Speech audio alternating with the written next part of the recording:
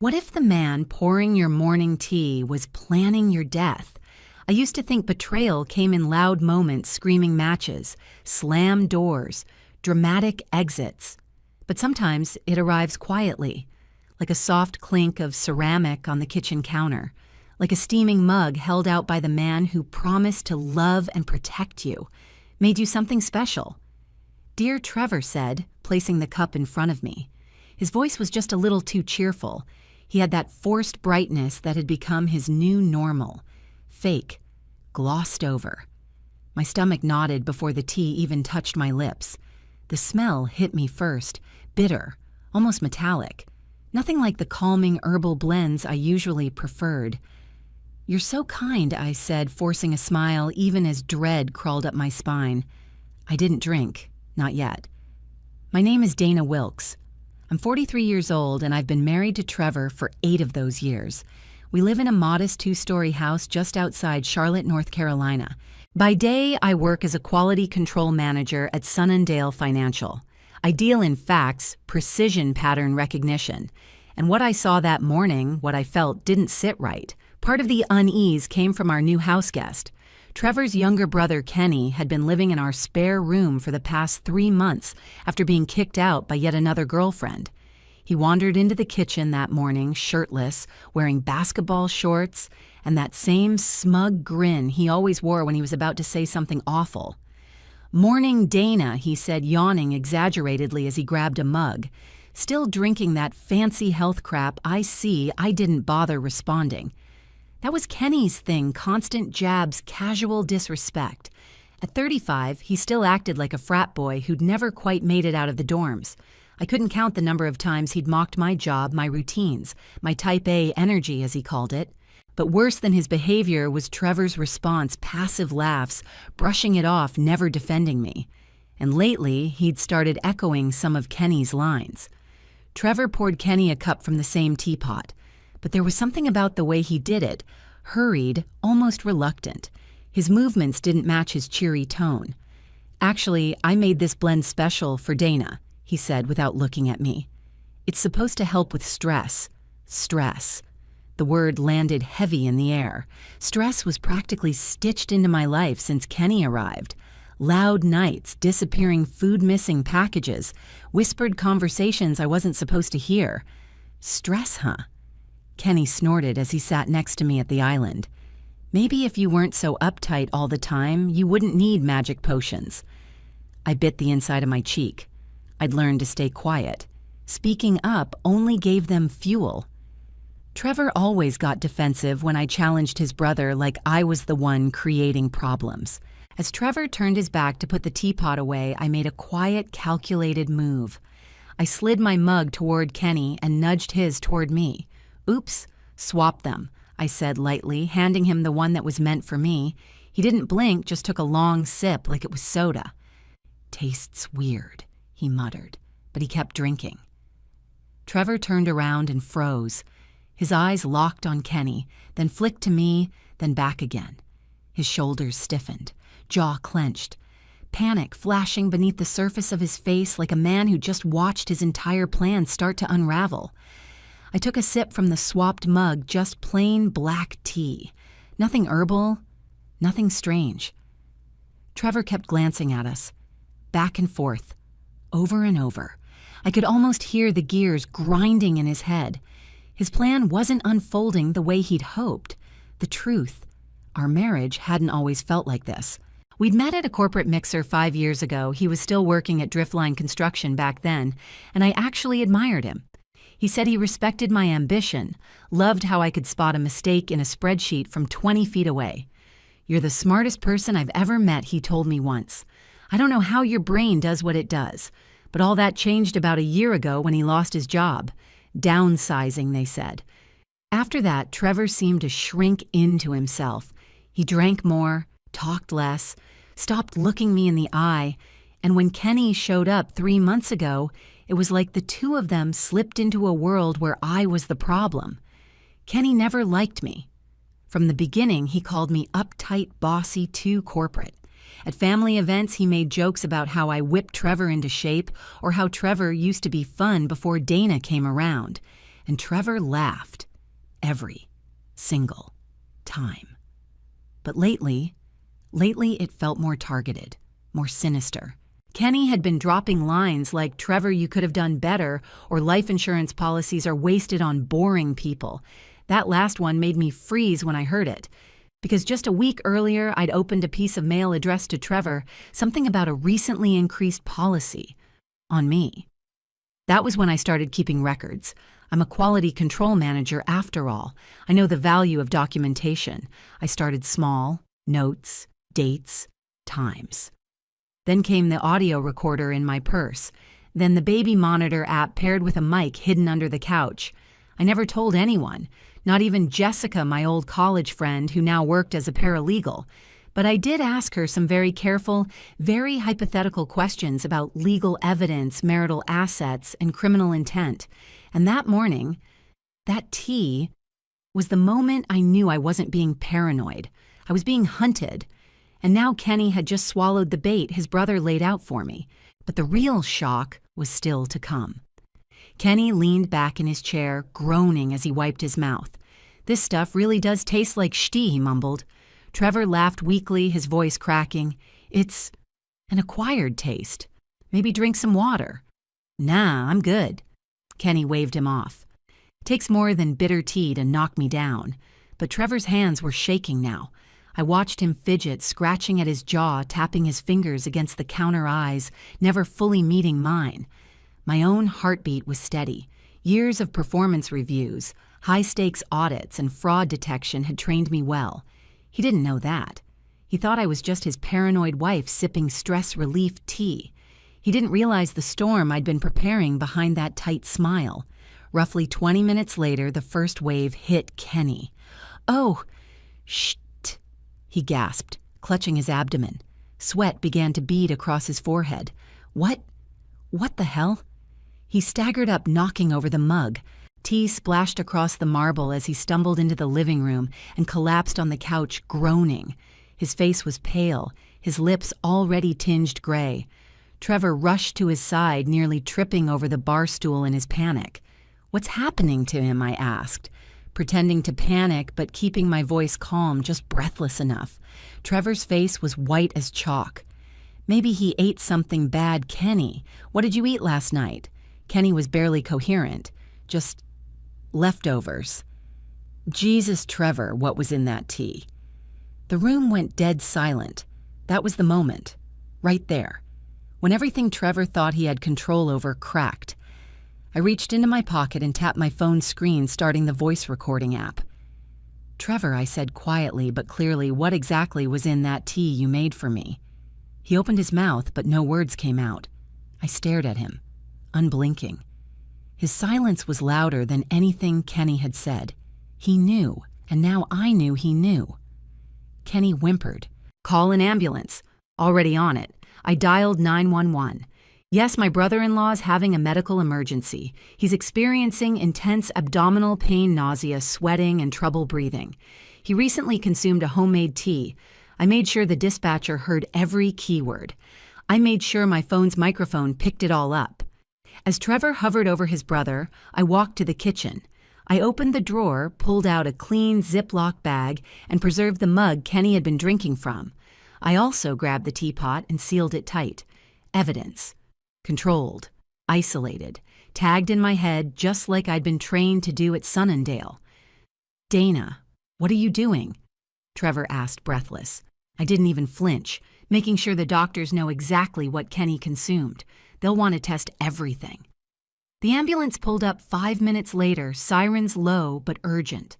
Behind it, a black and white police cruiser. The responding officer, Martinez, explained it was standard protocol in potential poisoning cases. Trevor swallowed hard when the paramedics started asking him about ingredients. I offered to speak privately with Officer Martinez. I think I said carefully, "You should know my husband made that tea for me," but it was accidentally consumed by his brother. Trevor's head snapped toward me. "Dana, sir," the officer cut in. "We'll need to take a statement." As Kenny was wheeled into the ambulance, I caught Trevor's arm. My voice was soft but sharp enough to cut glass. The truth has a way of coming out. His lips parted to protest, but nothing came. just fear. At the hospital, the waiting room was bright and sterile. I sat with my purse in my lap, digital recorder still rolling.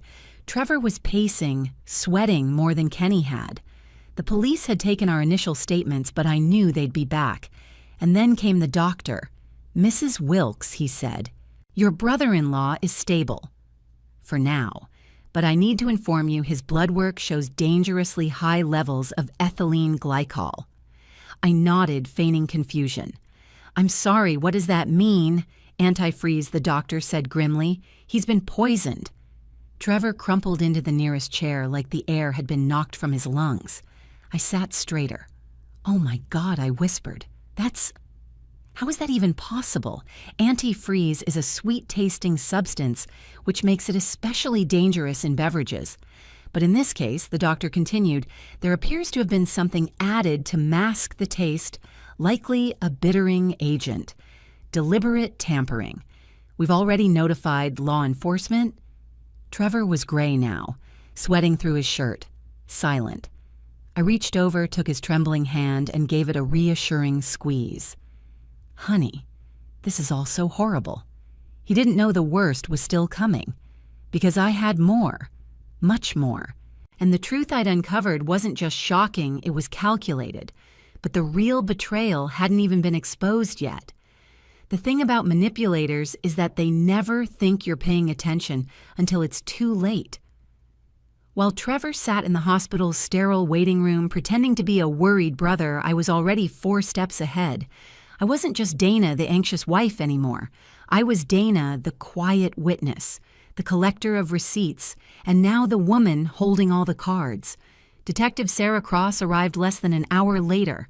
She had sharp eyes and a clipped voice that told me she'd seen too many lies, too many families torn open like this.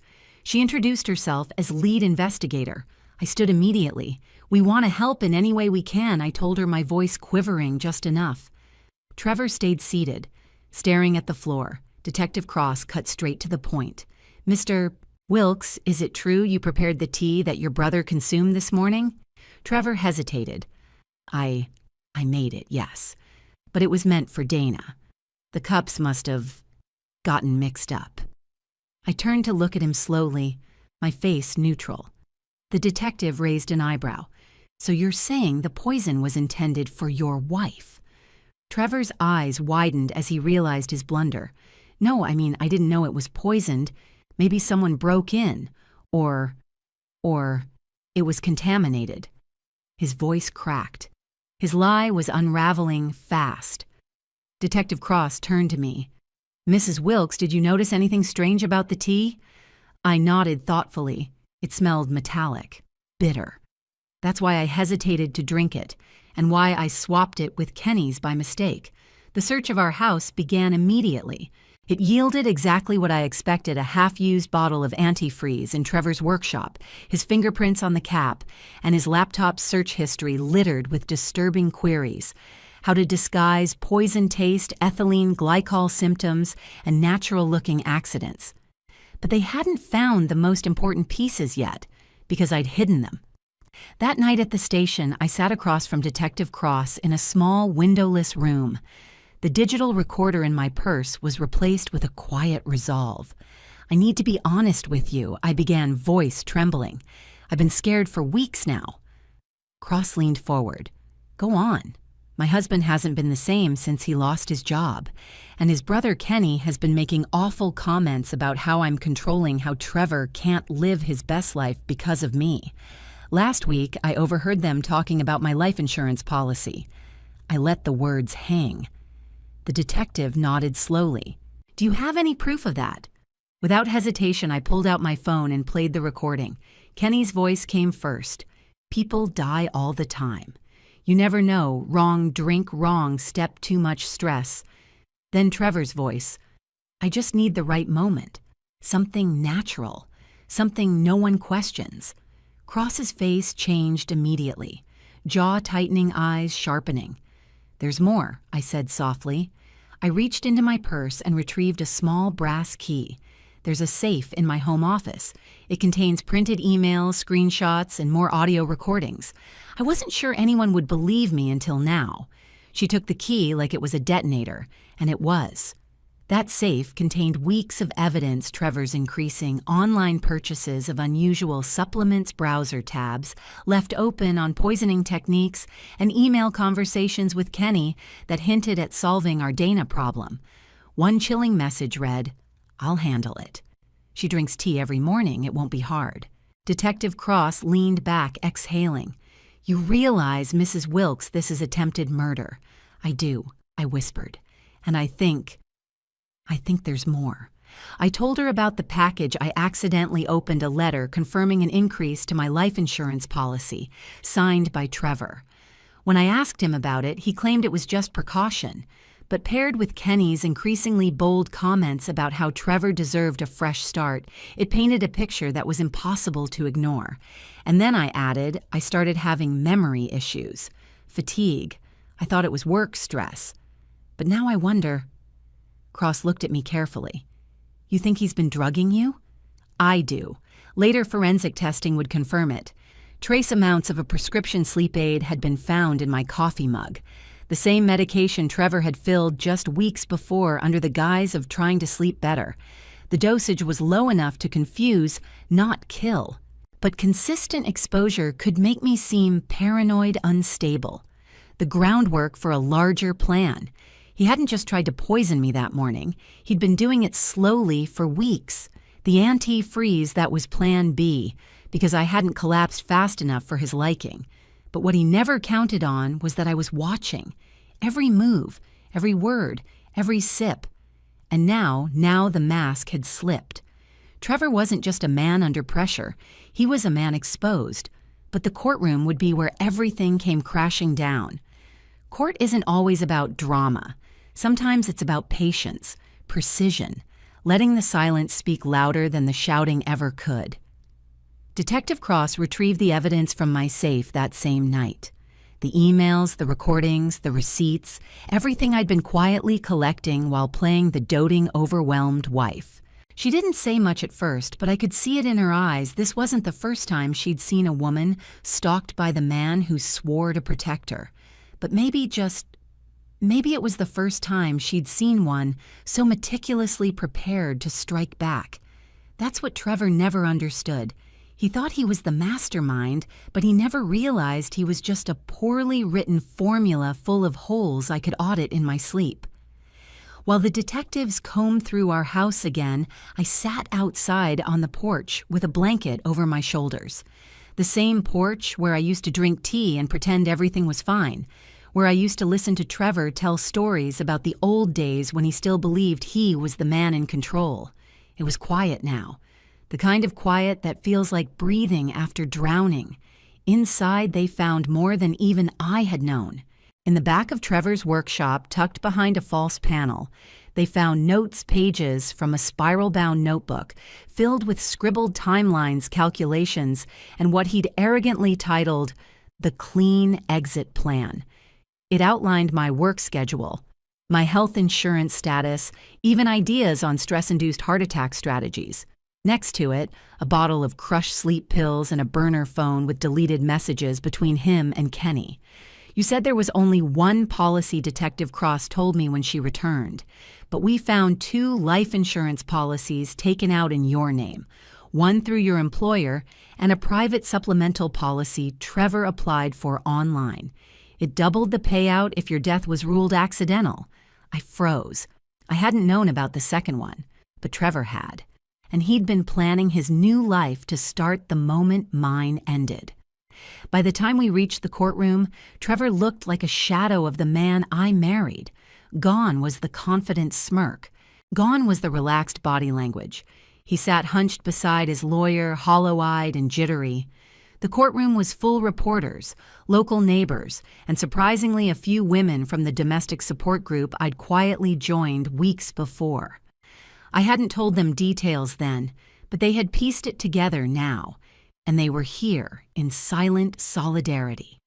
The media had already dubbed it the anti-freeze murder plot. That name stuck fast, circulating through every TV channel and online blog, and Trevor, he became the face of the man who smiled while stirring a deadly cup of tea. In the witness box, I told the truth. Not with drama, not with tears, just with details, dates, times, quotes. You see, Trevor always mocked me for caring too much about details, for highlighting inconsistencies in our bills, for remembering what someone said 3 weeks ago, for being, as he called it, a buzzkill of a human spreadsheet. But those details, they were the reason I was still alive. I explained how I used a baby monitor app to record late-night conversations, how I stored printouts and recordings in a locked safe, how I kept a backup of everything in Jessica's office just in case. You planned this, Trevor's lawyer accused. You manipulated this situation to frame him. No, I said, my voice calm. I planned to survive it. The prosecution unveiled everything methodically. The digital searches, the burner phone, the antifreeze bottle with Trevor's prints, the forged signature on the second policy. But it was the audio recordings that silenced the room. When Kenny's voice played joking about accidents, followed by Trevor's response, "We just need the right moment." There was an audible shift. The air thickened.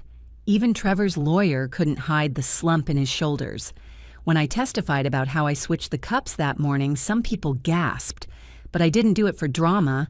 I did it because I needed proof. I needed them to drink the plan they'd brewed for me. And when Kenny took the stand, recovering but frail, he told them everything. That he had pressured Trevor to do something about me.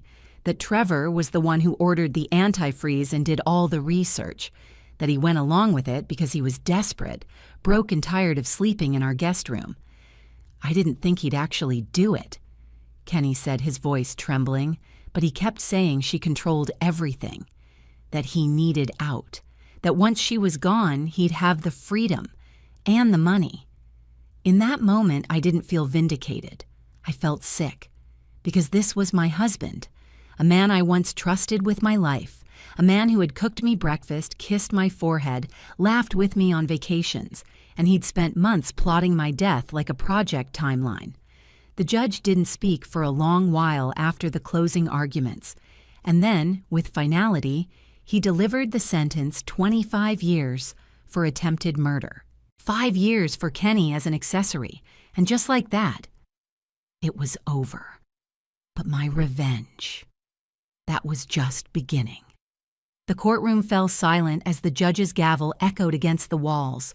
Trevor didn't even flinch. He just stared straight ahead like a man whose entire future had slipped through his fingers in real time. His face was gaunt, eyes sunken, lips pale. Whatever fantasy he'd built of escaping with a payout and a clean slate had evaporated under the harsh fluorescence of reality. And me, I just sat still, composed in a navy blouse and blazer, my posture straight, my gaze steady. The same calm I used to audit ledgers and catch errors no one else noticed was now guiding me through the final act of a life he tried to end. I watched as the bailiff cuffed Trevor gently, guiding him out of the courtroom like a broken puppet. Kenny sat further back, head hung low, surrounded by family members who refused to meet my eyes. He'd taken a deal 5 years in exchange for full cooperation. It wasn't enough for what he did, but it was enough to bury Trevor. The media camped outside the courthouse, microphones and lenses thrust forward the moment I stepped onto the sidewalk. "Ms. Wilkes, how did you know?" one reporter shouted. "Did you ever suspect your husband?"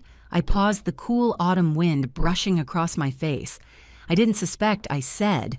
I knew, because I paid attention. That soundbite made the evening news.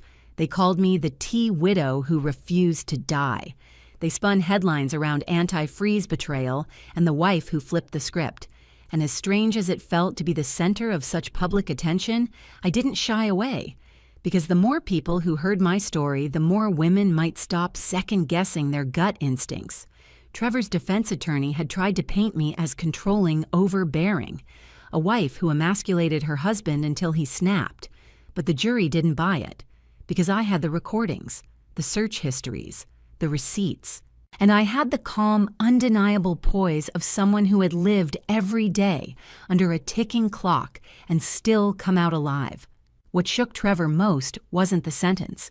It wasn't the media storm, the public disgrace, or even losing his family who cut ties the moment the evidence became public. What destroyed him was realizing how long I'd known, how I'd let him build the fantasy that he was in control, how I'd let him believe he was clever enough to get away with it. During my testimony, I looked him dead in the eyes and said, "My husband always underestimated me. He thought I was just a meticulous, controlling wife.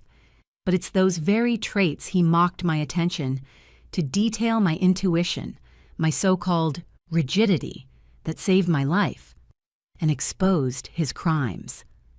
The look on his face when I said those words, it was the exact moment his ego broke. Trevor had always relied on charm, on people not looking too close, on brushing off his mistakes with half smiles and half truths. But in that courtroom, charm couldn't save him. Evidence could, and I had plenty. The prosecution laid out every piece: the 2 life insurance policies, the emails to Kenny, the bottle of antifreeze with his prints, the internet searches on how to mimic accidental poisoning, the recordings of conversations in which he and Kenny openly discussed opportunities for accidents. But the most damning moment came when the prosecution played the audio clip where Trevor said, "If she slips up, it's on her. I'm just helping fate along." That one sentence sealed his fate. It was premeditated. It was malicious, and it was caught on tape. Back home, I stood in the now empty kitchen, the same one where he'd poured poison with a fake smile and let the silence sink in. For the first time in months, I didn't feel like I had to fake anything. I didn't have to smile through clenched teeth or double-check the smell of my tea. I was free. I sold the house a month after the trial ended. Too many memories clung to the walls, dark ones. I bought a small cottage outside Charlotte surrounded by quiet woods and garden space. My new place had no ghosts, just soil, sun, and the occasional deer in the backyard. I planted herbs, real herbs: lavender, lemon balm, chamomile. I brewed my own tea now. No more surprise blends from people with hidden agendas. Back at Sunnindale, I returned to work with quiet dignity. My boss welcomed me with flowers and a discreet offer of promotion to senior quality control manager. I accepted, because what nearly killed me was also what saved me. My ability to spot inconsistencies, my habit of tracking patterns, my unwillingness to ignore my instincts just because someone called me difficult. Those qualities, the ones Trevor mocked and Kenny hated, they made me unkillable. And I wasn't just going to survive this. I was going to help others survive it too. But my story wasn't just about justice. It was about power, the kind you reclaim when everyone thinks you're weak. 6 months later, I stood on the courthouse steps again, this time not as a victim, not even as a witness, just as myself, Dana Wilkes, survivor, strategist, and the woman who lived to tell the story no one thought would ever be heard. Justice had been served, but the real revenge that came slowly, quietly, like healing after a deep cut, the kind no one else can see, but you feel every time you breathe. Trevor was now serving a 25-year sentence. Kenny had taken a 5-year deal, and according to local news, had been transferred to a state facility just outside Asheville. Neither had reached out. Not that they could. But still, I checked the mailbox every day just to be sure no letter slipped through. I wasn't scared, just vigilant. The media coverage had faded, but not entirely. The antifreeze widow became a kind of dark cautionary tale. I received messages from women across the country. Some were just kind words, others desperate questions, asking how I knew, how I acted, how I got away alive. I answered every one of them, because my real revenge wasn't just Trevor's prison sentence. It was turning my survival into someone else's blueprint. I joined a local support group for domestic abuse survivors. At first, I just sat and listened, but when I finally spoke, the room fell silent. I told them everything. About the tea, the life insurance, the recording app, the baby monitor tucked under the couch. But what moved them most wasn't the evidence. It was when I said, he thought I was too controlling, too sharp, too rigid. But those exact things are what saved my life. One woman, tearful and quiet, whispered, "They always call us crazy until we prove we're right." We nodded together. That group became my purpose. I helped launch a program through Sunningdale's Community Outreach Fund, a grant for women trying to escape financially manipulative partners. I helped others build their own safes of evidence, their own escape folders, their own tea-swapping instincts if it ever came to that. Meanwhile, my little cottage flourished. Each morning, I brewed my own tea, lemon balm and rosemary, sometimes a pinch of mint from the back garden. No bitterness, no metallic aftertaste, just peace. The rooms were small but sunlit. My desk faced a window now, not a blank wall. And every afternoon, I took long walks without glancing over my shoulder, because the only danger that had ever truly threatened me was behind bars and powerless now. What Trevor never understood, what men like him always underestimate, is that you don't have to raise your voice to fight back.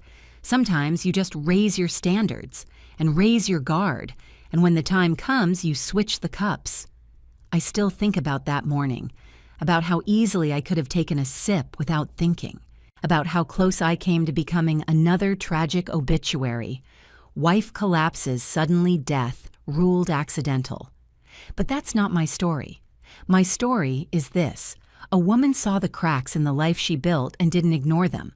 A woman watched her husband shift from loving to lethal and documented every red flag until they formed a wall of truth. A woman turned her trauma into strategy, her grief into purpose, and her control into power.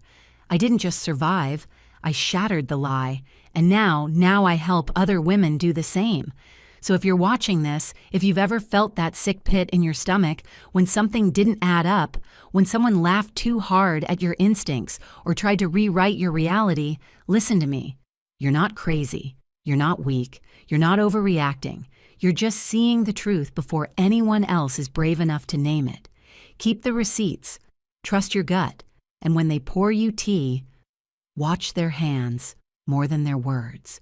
Because sometimes the quietest revenge is letting them drink the cup they brewed for you.